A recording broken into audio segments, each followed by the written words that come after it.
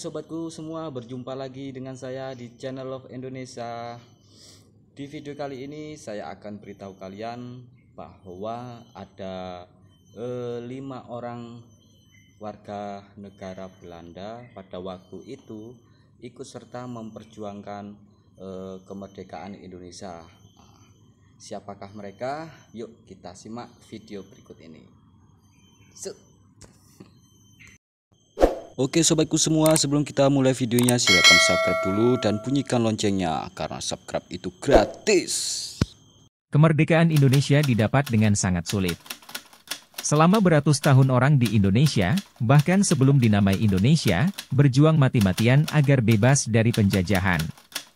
Mereka yang berjuang adalah pemuda-pemuda dari lintas agama, lintas suku, bahkan lintas pemikiran. Semua berjuang tanpa ada label untuk membuat Ibu Pertiwi bisa bebas dari kuasa kompeni. Uniknya, ada juga pejuang yang sebenarnya orang Belanda, atau Indo-Belanda, tapi mati-matian membela negeri ini. Mereka begitu cinta dengan Indonesia mengalahi cintanya pada negeri Belanda. Inilah kisah 5 orang Belanda yang berjuang hingga titik darah penghabisan untuk masa depan Indonesia. 1. Eduard Douwes Dekker, Multatuli. Meski tidak secara langsung berjuang menggunakan senjata di medan perang, apa yang dilakukan oleh Multatuli memberikan pengaruh besar pada perjuangan di Indonesia. Ia menulis sebuah buku berjudul Max Havelaar, 1860. Buku ini berisi sindiran kepada pemerintah kolonial Belanda yang sedang menyiksa banyak orang di Hindia Belanda atau Indonesia di masa lalu. Buku ini berisi penderitaan warga di Indonesia yang terekam nyata di mata Multatuli. Penderitaan ini akhirnya membuat semangat perjuangan semakin kuat. Apalagi di novel ini juga dijelaskan betapa kelakuan orang Belanda saat itu sangat mengerikan. Bahkan bisa dibilang menganggap orang Indonesia seperti hewan ternak. 2. Baron van Hövell. Baron van Hövell adalah seorang negarawan dan juga pendeta yang berasal dari Belanda. Ia ditugaskan bekerja di Batavia pada tahun 1848. Selama berada di Jawa, Baron banyak sekali melakukan protes, bahkan menjadi pemimpin aksi demonstrasi untuk kebebasan pers dan pembangunan sekolah di daerah koloni. Atas aksinya ini ia sempat diusir oleh pemerintah Belanda karena dianggap sangat radikal. Meski diusir, akhirnya Baron kembali dan melakukan protes.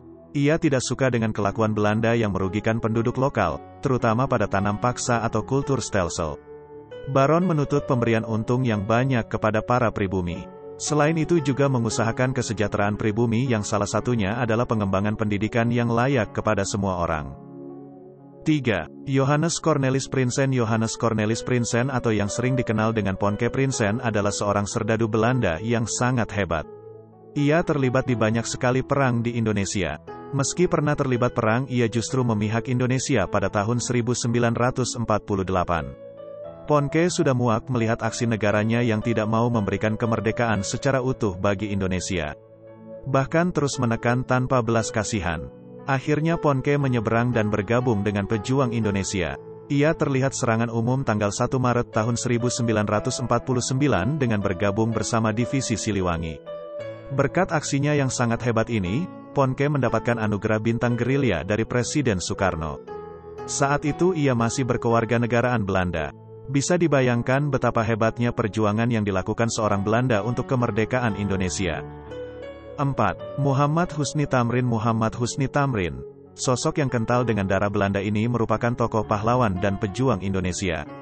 Setelah ayahnya yang menikahi perempuan Betawi wafat, MH Tamrin diasuh oleh keluarga ibu hingga nama Belandanya hilang. Tidak terima melihat kekejaman Belanda, MH Tamrin banyak melakukan aksi unjuk rasa hingga kemudian timbul anggapan wafat ketika berada di penjara. Akhirnya saat dewasa ia mulai menjadi orang yang banyak melakukan protes kepada Belanda. Husni juga memimpin pemberontakan rakyat Betawi untuk melawan penindasan. Sayangnya ia mati begitu cepat, ada dugaan ia dibunuh saat berada di penjara. Saat pemakaman Husni Tamrin dilakukan setidaknya 10.000 pelayat datang sembari melakukan demonstrasi melawan Belanda.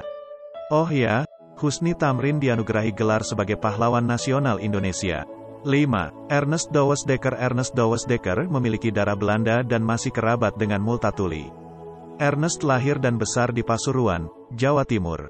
Meski tinggal di keluarga Belanda yang cukup disegani, ia justru tumbuh menjadi seorang yang membela tanah air ini dengan tanah air. Bahkan gagasannya menjadi salah satu fondasi penting dari perkembangan Indonesia di masa itu. Ia dikenal sebagai salah satu dari 3 serangkai bersama Dr. Cipto Mangunkusumo dan Suwardi Suryaningrat.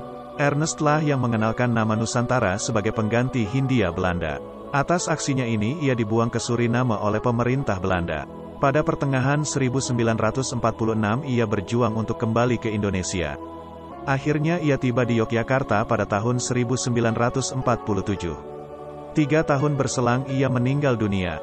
Kehebatannya di masa lalu membuatnya mendapat gelar pahlawan nasional. Oke sobatku semua, itulah tadi 5 warga negara Belanda yang ikut serta membela kemerdekaan Indonesia, teman-teman ya, yang ikut serta memperjuangkan kemerdekaan Indonesia.